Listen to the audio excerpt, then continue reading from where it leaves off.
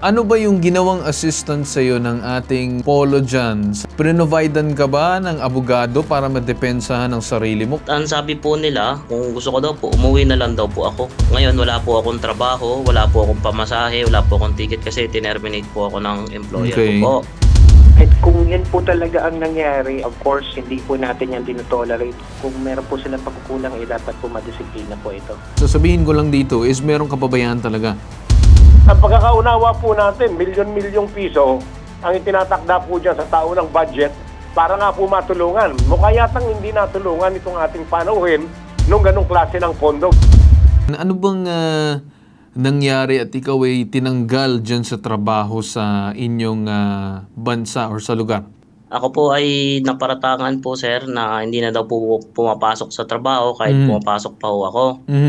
Tapos po, illegal po akong tinerminate sa trabaho po. Okay. At the same time, sir, kinasuhan po ako, sir. And then, pagkakaso po sa akin, sir, ngayon po, sinisingil po nila ako ng 22,310 real po. Nagharap po kami sa Ministry of Justice po dito sa Saudi Arabia. Sa kabutihan palad, awa po ng Diyos, ako po ay nanalo sa kaso po. Na-dismiss po yung kinaso sa akin, sir. Tanong ko lang kasi nabanggit mo na ikaw ay sinampahan ng kaso. Ano ba yung ginawang assistance sa'yo ng ating polo dyan sa lugar?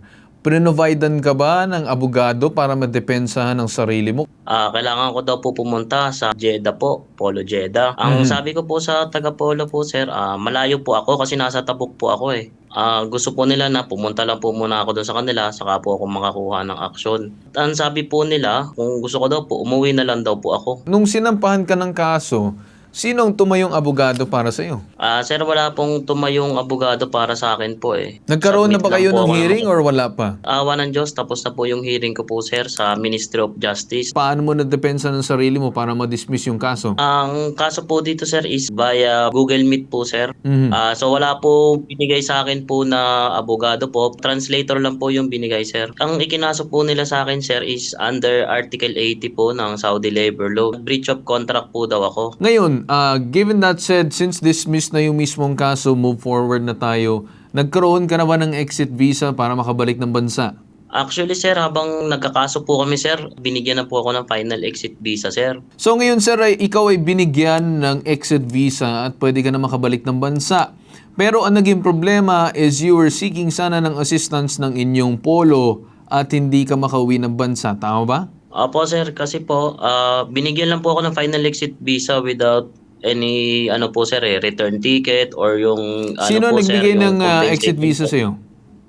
Yung employer ko po rito, sir, sa Saudi Arabia po. Anong ginawa nitong agency mo? Tumawag po ako sa agency po para humingi po ng tulong na ipakancel po yung final exit visa ko po, sir. Kasi ang mangyayari po pag na-expired dan po yung final exit visa ko, sir, magche-change po yung status ko, sir, as hurub po. Ayun po yung pagkakaalam ko, sir. And then, ang sabi po ng agency sa Pilipinas, gagawan daw po nila ng paraan, kausapin yung client nila, which is yung employer ko po, na ipakancel po yung final exit ko po. So, pagkatapos ng inyong pag-uusap ng agency, muli ka bang binalikan? Sinabi na gagawan nila ng aksyon, itong gagawin nila? Ang sabi lang po, need ko daw po pumunta ng Polo po or Polo Jeddah po. So, Opo. itinuro ka na sa Ang- polo. Ngayon, ng polo naman, ano ang final na sinabi sa'yo? Bumalik ko ba ulit ng pangalawang beses? Ang sabi po sa akin, sir, sa Polo po, pagtawag ko po, ang sabi po sa akin, asan daw ho ako ngayon? At sabi ko po, nandito po ako sa Tabuk. Ngayon, wala po akong trabaho, wala po akong pamasahe, wala po akong ticket kasi tinerminate po ako ng employer ko Okay. po. Mhm. Tapos po, sir, ang sabi nila, wala daw po silang magagawa. Kailangan ko daw po talaga pumunta sa Polo, sa Jeddah po. So, ikaw mismo Opo, ang sir. nagsasabi ngayon and you stand by what you said na hindi ka pinuntahan. Okay? Opo, sir. Hindi. Kasi ang sa akin, sir, yung punto ko Meron dito, yung din ating pag-uusap ngayon, kung bakit ako nagtatanong, kasi gusto ko lang alamin kung ano naging experience mo dito sa pangyayari na kung saan tinerminate ka, hindi mo na malaman kung anong gagawin mo, paano ka uuwi. Kasi parang nakikita ko ngayon, ito yung nagiging dahilan kung bakit yung ibang mga Pilipino nagti-TNT dyan. Kasi hindi naman sila inasikaso ng agency. Hindi naman din sila inasikaso Opo, ng sir. polo. So nag-solo na sila dyan. Okay. Tama po yun, sir. Marami pong ganung mga cases po dito. Nawawala na po ng pag-asa po sa mga ahensya po natin, lalo na sa Polo po. Pag lumapit po kayo sa Polo, sir, ang solusyon po agad nila is pauwiin kayo or i-shelter kayo, tapos ipa-repatriate na po. Kami po, bago po kami pumunta rito, gagastos po kami ng placement fee, magpapamedical. Tapos, sir, yung kalusugan namin, kailangan namin alagaan or kailangan namin fit to work kami. Tapos pagdating dito, sir, ganito lang po yung babagsakan namin, sir. Kaya medyo disappointed talaga ako, sir, pag ganun Yeah. po talaga yung Tama naman. sagot po Tama ng naman Polo. ng inyong sinabi, sir, na kung saan ang dami-dami yung hirap at pagod na ginagawa. Tapos ganyan pa makukuha yung trato sa ibang bansa. Well, sir, since lumapit kayo sa amin, ano po ang gusto ninyo mangyaring yun? Sir, ang gusto ko po talaga, sir, managot po yung employer ko, sir. Kahit naman po sinong OFW, sir, gusto makauwi sa pamilya sa Pilipinas. So kung uuwi po ako, sir, tapos zero din po ako, sir, parang feel ko, sir, hindi ko po kaya umuwi. Attorney Eric, I think narinig nyo naman ang aming conversation kanina na kung saan itong si Morris was expressing his deep disappointment regarding dito sa naging treatment ng mga taga-Polo. Ano pong masasabi natin as part ng DMW?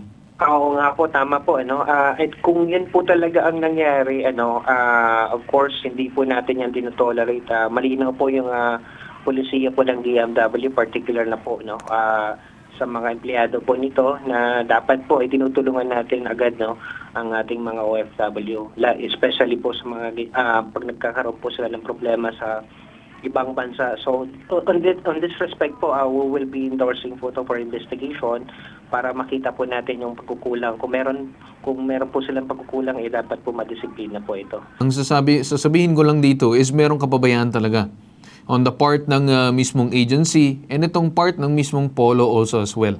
So, ang sa akin lang, sir, I do understand magkakaroon ng investigation, but yung kahilingan ng ating nagre-reklamong OFW is of course ma-actionan kaagad ito. Yes po, we will conduct immediate investigation po regarding po dito. And malinaw po ito na illegal termination. In fact, nanalo naman po siya sa court pala. And we will utilize po yung legal assistance po natin on-site Department of Migrant Workers po para matulungan po sa. Tignan po natin, sir, kung alam naman po natin yung sistema sa Saudi, So we will be exploring po lahat ng legal possibility kung makita natin yung option na hindi siya pwedeng umuwi o mapauwi po dito, We will conduct a thorough investigation on this para malaman po natin kung sinong responsible at papanagutin po ng Department of Migrant Workers. Ang gusto ko lang pong marahil liwanagin din to yung sa kausap natin, yung abogado, yung katotohanan, meron po kasing legal defense fund para pantulong dito po sa mga OFW na nagkakaroon ng ganitong krisis sa kanilang paghahanap buhay o sa kanilang pagtatrabaho sa labas ng bansa. Alam po natin, itong fondong ito, partikular, nandoon po sa tinatawag nilang OUMWA, Office of the Migrant Workers Affairs, pero nakakapagtaka, nasa ilalim po ng Department of Foreign Affairs. Pero ang pagkakaunawa po natin, milyon-milyong piso ang itinatakda po dyan sa taon ng budget para nga po matulungan. Mukha yatang hindi natulungan itong ating panauhin nung ganong klase ng pondo, Ginoong Cartulfo. Yes. Actually, attorney, yun din yung kinakabahala ko na kung saan lalapit ka na nga dun sa mga kaukulan natin na sa gobyerno, yung mga tao na dapat lapitan, pero ang nangyari pa rin, at the end of the day, hindi naman sila asikasuhin. So some people, ito yung sinasabi ko, attorney, na kaya yung mga ibang tao nag-iisip na hindi na lang sumunod sa proseso kasi ang nangyayari, yung proseso, the process itself is the one that fails on them or disappoints them. So, yun, attorney, yung nakakalungkot na katotohanan na nangyayari sa mga OFW na bilyong-bilyong piso ang ipinapasok sa bansa. Tapos ganun lang ang pagtrato sa kanila. Attorney Eric, narinig mo naman yung sinabi ni Attorney Batas. So, ang sa amin naman dito sa Helpdesk ibabitag mo, na asikasuhin niyo po itong si Morris. Tsaka panagutan niyo na yung dapat na panagutan dyan sa Polo. Kasi we'll do our own action. Possibly call those involved also sa DFA, kung sino man, para maimbestigahan also as well ang mga nasa Polo. So nakakabahala lang, sir, kasi may nabanggit din pala dito si Attorney Batas na merong legal defense fund itong mga kababayan natin na OFW. Kung sakali magkaroon sila ng krisis sa ibang bansa, merong tatayo na mga pinag-uusapan na natin na abogado dyan. So, Attorney Eric, malaking kapabayaan to on the part of the public servants there and also as well as the agency ko. So, and also, madagdag ko lang, possible ba, Attorney, na magkaroon din ng inspeksyon at possible din na pagtawag or notice dito sa agency dahil sa kapabayaan nila dito sa ating OFW? Yes, sir. Tama po kayo. Papatawag po natin yung agency po dito. Imbestigahan po natin thoroughly. And lahat po ng aspeto po, gagawin po natin, sir, lahat ng makakaya natin, sir, para maimbestigahan po ito, may patawag po sa opisina natin. Yes po, DMW po, tutulungan po natin yan. Tama po, may legal assistance. Action fund po tayo natin dyan, ano? And we will be utilizing mo dyan po para matulungan po agad-agad po itong ating OFW. Attorney, may tanong ko ba kay Attorney Eric? Maganda po yung binabanggit ni Attorney Eric na mag-iimbestiga sila sa mga proseso. Pero ano po kaya ang magagawa ninyong tulong sa kasalukuyang problema na nakaharap sa atin? Yung pong OFW, distressed OFW po siya, na kailangan nating ibalik sa Pilipinas o di kaya hanapan ng kaparaanan para hindi lang basta mapabalik, kundi baka masakaling maibalik sa trabaho niya sa ibang employers na doon sa Saudi. Masyado pong pressing yung problem na ginawang Carl Tulfo, Yes. na dapat siguro yun ang pagtuunan ng pansin ngayon ng DMW. Yun nga po, we will be exploring, sir, all legal possibilities. Not only legal, but anything po. We will do extra mile po lahat po ng possible po remedy po para ma-remedyohan po yung sitwasyon po ng ating OFW. Kasi on one hand po kasi meron siyang expiring visa or visa yung sasabing final exit clearance, no? And that is issued po kasi ng issuing authority po ng KSA, and part of that po medyo malaki po yung representasyon po dyan ng employer. Tingnan natin, sir, kung ano ba yung best way and interest po para maprotektahan po yung karapatan ng OFW. Kaya yung sa akin naman, siyempre, ang pakiusap lang niya, napakahirap din pumunta ng ibang bansa, tapos ganito lang mangyayari, then basta-basta na lang siya papabalikin ng bansa. So if all the remedies can be explored, then maganda din yun, and also as well, may explain din na maayos dito kay Morris yung dapat gawin and ano yung options niya para he himself can pick, para kung sakaling babalik man siya dito sa Pilipinas, he is fully read, naiintindihan niya lahat yung sitwasyon kung bakit siya pinapabalik. Di po ba, Attorney? Yes po, and direkta na rin po tayo doon sa mismong head ng Migrant Workers Office po natin. Alright. For Alright. para malaman po niya yung sitwasyon po na nangyayari. So, asahan mo na makikipagtulungan ng ating DMW sa iyo. Makikibalita din kami kung may gagawin din silang aksyon regarding sa reklamo mo. Okay, Morris? Apo, sir. Maraming salamat po. So, para lang din sa ating mga nanonood, nakausap din natin pala itong agency. Pero kahit anong tawag, hindi sumasagot. The usual. Hindi sumasagot, mukhang wala atang kiber para dito sa tao na napakinabangan nila. So, ang sa atin na lang, we'll leave it up to DMW to investigate and parusahan yung dapat parusahan. So, ito ang mas pinalakas at pinalawak na bagong helpdesk. Ipuwitag mo.